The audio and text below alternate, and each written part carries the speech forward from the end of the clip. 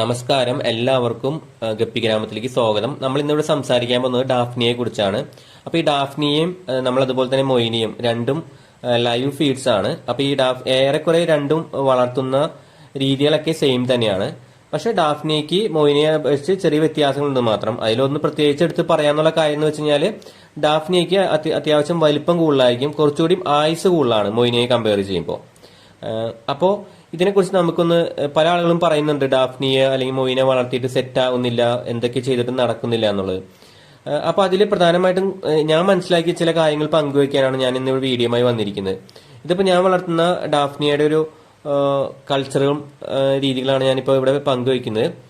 അതായത് ഞാൻ ഇതുപോലെ നമ്മളെപ്പോഴും എല്ലാവരും ചെയ്യുന്നത് ഡാഫ്നിയ അല്ലെങ്കിൽ മൊയിന കൾച്ചറൊക്കെ വാങ്ങി വീട്ടിൽ കൊണ്ടുവന്നിട്ട് ഒരു കൾച്ചറിൽ നിന്ന് തന്നെ ഒത്തിരി ടാങ്കുകളിലേക്ക്, ഒരു 5-8 ടാങ്കുകളിലേക്കൊക്കെ ആ കൾച്ചർ മൊത്തം ഡിവൈഡ് ചെയ്തിട്ടാണ് ചെയ്യാറുള്ളത്. അപ്പൊ എപ്പോഴും ശ്രദ്ധിക്കുന്നത് വെച്ചാൽ നമ്മൾ ഒരു പരിധി കൂടുതൽ ഒരിക്കലും ഒറ്റ ടാങ്കിൽ ഇടരുത്. ഒരു മിനിമം ഒരു 3 ടാങ്ക്, അത് കൾച്ചർ ഒരുപാടുള്ളതിനനുസരിച്ച് മിനിമം ഒരു എണ്ണം നമുക്കൊരു കീപ്പ് ചെയ്യാൻ ശ്രമിക്കുക. പിന്നെ അതിന് മുമ്പായിട്ട് ഫസ്റ്റ് ശ്രദ്ധിക്കേണ്ട കാര്യം, നമ്മൾ എപ്പോഴും ഒരു 2 ദിവസമെങ്കിലും പിടിച്ചു വെച്ച വെള്ളത്തിലേക്ക് ആയിരിക്കണം ഈ കൾച്ചർ ഇറക്കി കൊടുക്കേണ്ടതെന്നുള്ളത്. പിന്നെ അടുത്തൊരു കേസ് എന്ന് വെച്ച് കഴിഞ്ഞാല് ഇതിന് നേരിട്ട് സൂര്യപ്രകാശം കിട്ടാനും പാടില്ല. എന്നാൽ ഒരു മീഡിയം ലൈറ്റ് എപ്പോഴും ഇതിന്റെ ടാങ്കിലേക്ക് കിട്ടുന്ന രീതിയിലായിരിക്കണം ഇത് സെറ്റ് ചെയ്യേണ്ടത്. അപ്പൊ ഈ 2 കാര്യങ്ങൾ പലപ്പോഴും ആരും ശ്രദ്ധിക്കാറില്ല. അതുപോലെ തന്നെ മീനുകൾക്ക് വാട്ടർ ചേഞ്ച് ചെയ്യാറുണ്ട്. അതുപോലെ തന്നെ ഇവർക്ക് നമ്മൾ വാട്ടർ ചേഞ്ച് ചെയ്യണം. വാട്ടർ ചേഞ്ച് എങ്ങനെയാന്ന് വെച്ച് കഴിഞ്ഞാൽ നമ്മൾ അടിയിൽ നിന്ന് ഒരു 20% 30% വെള്ളം ഒരു മിനിമം ഒരു 2 ആഴ്ച കൂടുമ്പോൾ അല്ലെങ്കിൽ ഒരാഴ്ച കഴിയുമെങ്കിലും അടിയിലത്തെ അഴുക്ക് നമ്മൾ കളയണം. എന്നിട്ട് അതിനനുസരിച്ച് കുറച്ച് വെള്ളം ആഡ് ചെയ്ത് കൊടുക്കുകയും വേണം. അപ്പൊ ഇവർക്ക് കൊടുക്കേണ്ട തീറ്റകൾ നമുക്കറിയാലോ എന്താണെന്നുള്ളത്. ഈസ്റ്റ് ആണ് കൊടുക്കുക. കടലപ്പിണ്ണാക്കിലൊക്കെ ചെയ്യുന്ന ആളുകളുണ്ട്, പക്ഷേ കടലപ്പിണ്ണാക്കൊന്നും ഞാൻ റെക്കമെൻഡ് ചെയ്യില്ല. ധാരാളം സ്മെല്ല് വരുന്ന ഇതാണ്. പിന്നെ പെട്ടെന്ന് വെള്ളം അഴുക്കാവും. അതുപോലെ തന്നെ കൊതുകും കൂത്താടികളൊക്കെ വളരെ പെട്ടെന്ന് അട്രാക്ട് ചെയ്യും. നമ്മൾ എന്തായാലും ഇത് മൂടി വെച്ചിട്ടാണ് ചെയ്യുക. കൊതുക് വരാണ്ടിരിക്കാൻ വേണ്ടിയിട്ട് നമ്മൾ എന്തായാലും കൊതുകിന്റെ നെറ്റ് ഇട്ടിട്ട് തന്നെയാണ് ചെയ്യുന്നത്. എങ്കിലും പൊതുവെ നമുക്ക് ബെറ്റർ ഈസ്റ്റ് ഉപയോഗിച്ച് ചെയ്യുന്നതാണ്. അപ്പൊ ഇതിന്റെ ഒരു പ്രത്യേകത എന്ന് വെച്ച് കഴിഞ്ഞാൽ ലൈഫ് കൂടുതലായതുകൊണ്ട് തന്നെ മൊയിനൊക്കെ ആണെങ്കിൽ നമ്മൾ ഉപയോഗിച്ച് അല്ലെങ്കിൽ എടുത്തില്ലെങ്കിൽ പെട്ടെന്ന് ചത്തുപോകും. ഇവർക്കാണെങ്കിൽ നമുക്കൊരു 2 ആഴ്ച വരെ അതിൽ കൂടുതലൊക്കെ ലൈഫ് സ്പാൻ കൂടുതലുണ്ട്. മാത്രമല്ല നന്നായിട്ട് വളരും. മീനുകൾക്ക് അത്യാവശ്യം നല്ല വലിപ്പം ഉണ്ടാവും. അപ്പോൾ ഒരു 70% വരെ പ്രോട്ടീൻ ഉണ്ട് ഇതിന്. അപ്പൊ ഇതിലേക്ക് നമ്മൾ പ്രധാനമായിട്ടും ഞാൻ പറഞ്ഞു വരുന്നത് വെച്ച് കഴിഞ്ഞാൽ നമ്മൾ ഒരു കൾച്ചർ വാങ്ങിയിട്ടിട്ട് മറ്റു പല വീഡിയോസിലും പറയുന്ന പോലെ തന്നെ നമുക്കിത് ഇന്ന സമയം കൊണ്ട് അത് വാങ്ങിയിട്ട് ഒരു 3 ദിവസം കൊണ്ട് സെറ്റായി, 4 ദിവസം കൊണ്ട് ഇത്ര മൊയിനായി എന്നൊക്കെ പലരും പറഞ്ഞു കേൾക്കുന്നുണ്ട്. പക്ഷെ ശരിക്കും പറഞ്ഞാൽ അതിന്റെ റിയാലിറ്റി ഞാൻ മനസ്സിലാക്കിയത്, ഇത്ര നാൾ ഞാൻ വളർത്തിയതിൽ, നമ്മൾ അങ്ങനെ കൾച്ചർ കൊണ്ട് ഇട്ടാലും നമുക്കിത് സെറ്റ് ആവാൻ വേണ്ടി ഒരുപാട് സമയം എടുക്കുന്നുണ്ട്. ചിലപ്പോൾ നമ്മളത് ഇട്ടു കൃത്യമായിട്ട് ഒരു ഡേറ്റ് വെച്ചിട്ട് അത് പ്രൊഡക്ഷനിലേക്ക് എടുക്കാൻ വേണ്ടി നമ്മൾ എടുക്കുമ്പോൾ നമ്മൾ കാണിക്കുന്ന ഒരു വലിയ മണ്ടത്തരാണ്.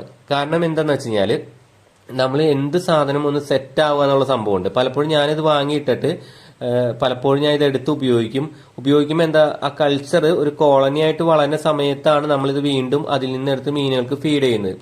ഒരുപക്ഷെ നമുക്കത് സ്ഥിരമായിട്ട് ഒരു വലിയൊരു കോളനി ആയിട്ട് നമുക്കൊരു 4-5 ടാങ്കുകൾ അല്ലെങ്കിൽ സെറ്റായതിനു ശേഷം മാത്രമേ മീനുകൾക്ക് കൊടുക്കുന്നതിനെ കുറിച്ച് നമ്മൾ ചിന്തിക്കാൻ പാടുള്ളൂ. അതാണ് ഒരു കാര്യം.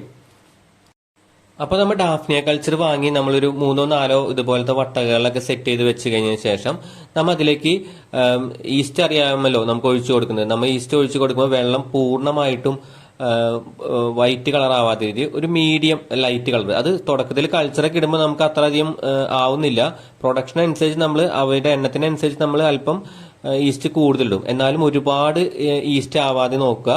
ഈസ്റ്റ് ഒരു കുപ്പിയിൽ ഒരു ടീസ്പൂൺ, 1 ലിറ്റർ ഇതിലാണെങ്കിൽ 1 ടീസ്പൂൺ ഈസ്റ്റ് ഇടുക. നന്നായിട്ട് കുലുക്കുക.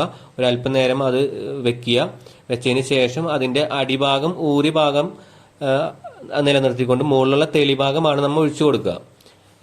അപ്പോൾ അതിൽ തന്നെ നമ്മൾ അങ്ങനെ ഒഴിച്ചു കൊടുത്തുകൊണ്ട് നമ്മൾ ഒരു 1-2 ആഴ്ചയെങ്കിലും നമുക്ക് നിരീക്ഷിക്കാം. അപ്പൊ ചില ടാങ്കുകൾ നല്ല രീതിയിൽ സെറ്റായി വരുന്നതും ചില ടാങ്കുകൾ ആവാത്തതും കാണാം. ചിലപ്പോൾ ഒരു ടാങ്കിലും കാര്യമായിട്ട് വലിയ പുരോഗതിയൊന്നും കാണില്ല, എന്നാൽ നമുക്ക് അതിന്റെ കൾച്ചർ നശിച്ചു പോയിട്ടുണ്ടാവില്ല. എങ്കിലും നമ്മൾ അത് തുടർന്നുകൊണ്ടേയിരിക്കുക. നമ്മൾ അതുപോലെ കുറേശ്ശെ ഈസ്റ്റ് ആഡ് ചെയ്ത് കൊടുക്കുക, ചെറുതായിട്ട് വാട്ടർ ചേഞ്ച് കൊടുത്തുകൊണ്ടിരിക്കുക. നമുക്ക് ചിലപ്പോൾ 1 മാസം എടുക്കും, ചിലപ്പോൾ ഒരാഴ്ച കൊണ്ട് സെറ്റ് ആവുന്നതുണ്ട്. അപ്പൊ നമ്മൾ ഒരിക്കലും അത് തോൽവിയായിട്ട് കണ്ടിട്ട് നിർത്തരുത് അവിടെ വെച്ച്. ഞാൻ അങ്ങനെ തന്നെയാണ് ചെയ്തത്. എന്റെ പലവട്ടം തോറ്റിട്ട് ഞാൻ ഇതുപോലെ തന്നെ മെയിൻറ്റെയിൻ ചെയ്തു. നമ്മളൊരു കാര്യത്തിൽ തന്നെ തുടർന്ന് നിന്ന് കഴിഞ്ഞാൽ വിജയിക്കുമെന്ന് പറയുന്ന പോലെ തന്നെ അങ്ങനെ നിൽക്കുക. കുറച്ച് കഴിഞ്ഞാൽ അവിടെ നല്ലൊരു കോളനി ഡെവലപ്പ് ചെയ്ത് വരുന്നത് കാണാം. സർവൈവ് ചെയ്ത് വരുന്ന അത്തരം ഡാഫ്നിയ അല്ലെങ്കിൽ മൊയിന കൾച്ചറുകൾ പതുക്കെ ഒരു കോളനി ആയിട്ട് രൂപപ്പെടുകയും അതിൽ ഏതെങ്കിലും നല്ല ഈ പ്രൊഡക്ഷൻ രീതിയിലേക്ക് വരികയും ചെയ്യും. അങ്ങനെ ഇരിക്കുമ്പോൾ മാത്രമാണ് നമ്മളത് മീനുകൾക്ക് കൊടുക്കുന്നതിനെ കുറിച്ച് ചിന്തിക്കാൻ പാടുള്ളൂ. അങ്ങനെ വന്നു കഴിഞ്ഞാൽ നമ്മൾ ഉടനെ തന്നെ അത് മുഴുവൻ കൊടുക്കുകയല്ല, വീണ്ടും പരമാവധി കൾച്ചറിൽ കുറച്ചുകൂടി നമ്മൾ അതിൽ നിന്ന് തന്നെ ഡെവലപ്പ് ചെയ്ത് ഉണ്ടാക്കിയിട്ട് അങ്ങനെ ഒരു റിസർവ് ആയതിനു ശേഷം മാത്രം നമുക്ക് മീനുകൾക്ക് കൊടുക്കുന്നതിനെ കുറിച്ച് ചിന്തിക്കാം. അതുവരെ നമ്മൾ മറ്റേതെങ്കിലും ഫീഡുകൾ വെച്ച് അഡ്ജസ്റ്റ് ചെയ്യുകയോ അല്ലെങ്കിൽ നമ്മുടെ ആട്ടിമയെ പോലത്തെ ബദൽ തീറ്റകൾ ഉപയോഗിക്കാം. വൺസ് നമുക്കിത് സെറ്റ് ആയി കഴിഞ്ഞതിന് ശേഷം പിന്നെ നമുക്ക് കുഴപ്പമില്ലല്ലോ, നമുക്ക് ആവശ്യത്തിന് എപ്പോഴും എടുക്കാവുന്ന രീതികൾ ടാങ്കുകൾ നമുക്ക് ധാരാളം അവൈലബിൾ ആയിരിക്കും. മാത്രമല്ല നമ്മൾ എടുക്കുമ്പോൾ മിനിമം ആഴ്ചയിൽ ഒരു 2 തവണ കൂടുതൽ എടുക്കുന്നത് അത്ര ഉചിതമായിരിക്കില്ല. കാരണം ഇതൊന്ന് സെറ്റായി കുറച്ച് പ്രൊഡക്ഷനായി വീണ്ടും വരുമ്പോൾ തന്നെ നമ്മൾ വീണ്ടും എടുത്തു കഴിഞ്ഞാൽ അതിലത്തെ കൾച്ചറുകളുടെ എണ്ണം ക്രമാതീതമായി കുറഞ്ഞു പോവുകയും നമുക്ക് ആ ടാങ്ക് കുറച്ച് കഴിയുമ്പോൾ പൂർണ്ണമായിട്ട് ഇല്ലാണ്ടാവുന്ന അവസ്ഥ കാണാറുണ്ട്. ചിലപ്പോൾ ചില പ്രത്യേക സാഹചര്യങ്ങളൊക്കെ ചില ടാങ്കിൽ നമുക്ക് ആഴ്ചകളോളം നമുക്കൊന്നും കിട്ടിയില്ല എന്നും വരും, കാര്യമായിട്ട് പ്രൊഡക്ഷൻ ഇല്ലാതെ. അപ്പൊ നമ്മൾ അതിനു വേണ്ടിയിട്ടാണ് നമ്മൾ റിസർവ് ടാങ്കിൽ വേറെ വെച്ചിരിക്കുന്നത്. അതിനനുസരിച്ച് നമ്മൾ മറ്റുള്ള ടാങ്കിൽ നിന്ന് എടുക്കുക. ഇല്ലെങ്കിൽ തീരെ പ്രൊഡക്ഷൻ വരാത്ത ചില സമയങ്ങളിലൊക്കെ ആണെങ്കിൽ നമ്മളൊന്ന് വെയിറ്റ് ചെയ്യുക. അതിൻ്റെതായ എന്തെങ്കിലും കാരണങ്ങൾ കൊണ്ട് അങ്ങനെ വരാറുണ്ട് ചില സമയങ്ങളിൽ.